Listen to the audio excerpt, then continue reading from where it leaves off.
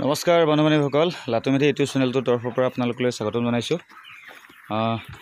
আপোনালোকৰ মৰম চেনেহৰ মাজেদি মই মোৰ ইউটিউবৰ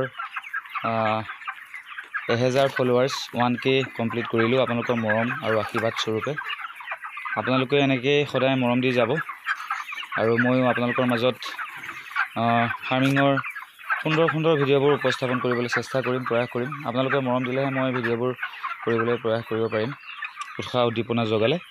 বিশেষকৈ ভইচটো বহুত বেয়া হৈ আছে, বিশেষকৈ মাত নোলোৱা হৈ গৈছিল। 2 দিনমান শিৱৰাত্ৰিত লাগি আছিলোঁ, নাম গাবলৈ গৈ পেলাই তেনেকুৱা হৈছিলে।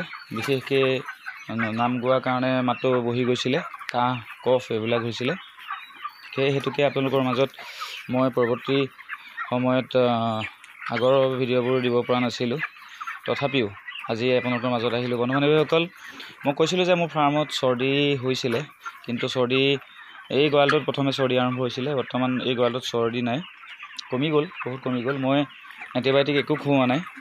মই মাত্ৰ ঘৰুৱা যিবোৰ দৰৱ, আমাৰ বন দৰৱ যিবোৰ পোৱা যায় ঘৰত উপলব্ধ, আমাৰ বাৰীৰ চৌহদত থকা যিবোৰ দৰৱ আছে, তুলসী, আদা, জালুক, সেইবোৰকে খোৱালোঁ। তাৰ ফলশ্ৰুতিত মোৰ ফাৰ্মখনত চৰ্দিটো বহুতখিনি কমি গ'ল। এয়া আজি ভুচি পাৰিলোঁ, এনেকৈ ভুচি পৰা হৈছে। নতুন ভুচি ছাইডৰ আঁতৰাই নতুন ভুচি দিয়া হৈছে। ছাইডৰ এইবোৰ চাফা কৰি দিলোঁ আৰু এইবোৰ আঁতৰাই দিম এতিয়া। এইবোৰ ধুনীয়াকৈ এইবোৰ কৰি পেলাই এইবোৰ দেখিছে, এইবোৰ আঁতৰাই দিলোঁ। এইবোৰ বাহিৰত পেলাই দিমগৈ বিশেষভাৱে। বন্ধু-বান্ধৱীসকল, পোৱালিবোৰ কেনেকুৱা হৈছে, গ্ৰ'থবোৰ কেনেকুৱা হৈছে জনাবচোন। চৰ্দি প্ৰভাৱ আছিল কাৰণে দানাটো অলপ কম লৈছিলে, কিন্তু এতিয়া চৰ্দিটো কমি গৈছে। ভুচিটোৰ ওপৰত গুৰুত্ব দিছোঁ। ভুচিটো ভালেই হৈ আছে, বহুতখিনি ভাল। তথাপিও আকৌ মই চাইডে ভুচিবিলাক অলপ চেঞ্জ কৰি দিছোঁ। দেখা পাইছে, এইবোৰ আঁতৰাই দিম। বহুত ভাল হৈ আছে, কমি গ'ল। বন্ধু-বান্ধৱীসকল, বিশেষ ক'বলৈ গ'লে মই ৰাতিপুৱা সেই মেডিচিনখিনি লগাইছিলোঁ ঘৰুৱা, যিখিনি তুলসী পাত, আদা এনেকৈ দি পেলাই, জালুক দি পেলাই লগালোঁ, বা তাৰপিছত চাকফল পিটো লগালোঁ। বিশেষকৈ আপোনালোকে এটা কথা মনত ৰাখিব, যদি পোৱালিবোৰ আপোনালোকৰ ফাৰ্মত যদি পোৱালিবোৰ ষ্ট্ৰং থাকে, আপোনালোকৰ ফাৰ্মবোৰত একো বেমাৰে এটেক কৰিব নোৱাৰে। সেইকাৰণে আপোনালোকে পোৱালিবোৰৰ দানাটো যাতে ভালকৈ কনজামেশ্যন কৰে, ভালকৈ খায়, সেইবোৰত গুৰুত্ব দিব। পোৱালিবোৰ খেদিব, তেতিয়া দানাবোৰ ভালকৈ খাব, আৰু দানাবোৰ ভালকৈ খালে সিহঁতৰ বেমাৰবোৰে সিহঁতক এটেক কৰিব নোৱাৰিব সহজে। সেইকাৰণে আপোনালোকে দানাবোৰ ধুনীয়াকৈ খুৱাব, মানে অলপ খেদি থাকিব। বিশেষ গৰম ছিজনত খেদি থাকিব, ধুনীয়াকৈ খেদি দিব। এনেকৈ খেদি দিলে পোৱালিবোৰ সিহঁতে উঠি যাব, কাৰণ ষ্টক হোৱাৰ চান্স থাকে। গৰম আহিছে, গৰম ঠাণ্ডা মিক্স হৈছে, সেইকাৰণে পোৱালিবোৰ তেনেকৈ খেদি দিব, ষ্টক নহ'ব তেতিয়া। আৰু বিশেষভাৱে ক'বলৈ গ'লে মই ক'লোৱেই যে আজি মোৰ 34 দিন হ'ল। মই কোম্পানী মানুহে কৈছে 3 কেজি হ'লেহে উঠাম।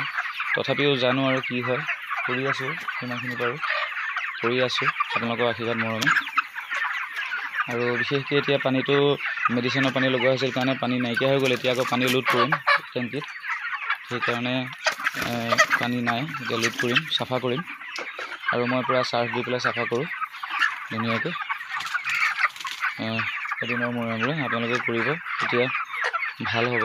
বেমাৰ আজাৰ সিহঁতে পোৱালিবোৰে পানীবোৰ ভালকৈ খাব, তেতিয়া সিহঁতক কম হ'ব হেৰিটো, বেমাৰবোৰ। আজি আপোনালোকৰ আগত সেয়াই দেখুৱাব প্ৰয়াস কৰিলোঁ যে ফাৰ্মৰ কণ্ডিশ্যন কেনেকুৱা হৈছিলে। দেখা পাইছে, আঁতৰৰ পৰা দেখুৱাবলৈ প্ৰয়াস কৰিছোঁ। দেখিছে ফাৰ্মখন, চাওক। এই দানা নাই, দানা দিমহে। বিশেষকৈ গৰমত দানাবোৰ দুপৰীয়া সময়ত পাৰিলে নলগাবই, কাৰণ দানাবোৰ খালে ষ্টক হোৱাৰ চান্স থাকে দুপৰীয়া সময়ত, আৰু ভিটামিন বহুত বেছি। সেইকাৰণে মই দানাবোৰ লগামহে এতিয়া। আকৌ ৰাতিও 2 ঘণ্টা অফ দিম। সিহঁতৰ ইঞ্জিনটো, মানে সিহঁতৰ খাদ্য প্ৰণালীবোৰ অলপ চেঞ্জ কৰিব লাগিব, কাৰণ সিহঁতে যদি প্ৰতি সময়তে খায়ে থাকে, সিহঁতে হজম কৰিব নোৱাৰিব। সেইকাৰণে আপোনালোকেও চাব যে পৰাপক্ষত অলপ সময় সিহঁতৰ যাতে হজম কৰিব পৰা যিটো প্ৰণালী সিহঁতৰ ভিতৰৰ, সেইটো যাতে সিহঁতে ছিষ্টেমটো ভালকৈ কৰিব পাৰে। সেইকাৰণে সেই পৰিপ্ৰেক্ষিতত আপোনালোকে ফাৰ্মখনত 2 ঘণ্টা 1 ঘণ্টা হ'লেও দানাটো অফ কৰিব, দানাটো নোখোৱাব, বা ৰাতি হ'লে লাইটটো অফ কৰি থ'ব। বন্ধু-বান্ধৱীসকলে আজি আপোনালোকক দেখুৱালোঁ মই 34 দিনৰ কেনেকুৱা কণ্ডিশ্যনৰ। ৱেইট কিমান আহিব বাৰু, আজি কোম্পানীৰ তৰফৰ পৰা মানুহ নাহিলে।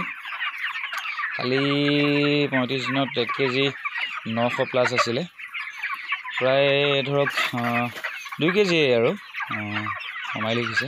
FCR অলপ বেছি হৈ আছে, কাৰণ চৰ্দিটো হোৱাৰ পিছত মানে অলপ FCRটো বাঢ়ি গ'ল, ৱেটটো অলপ কম দিছিলে। তথাপিও মৰ্টেলিটি বেছি নাই, এয়া দেখুৱালোঁ আপোনালোকক।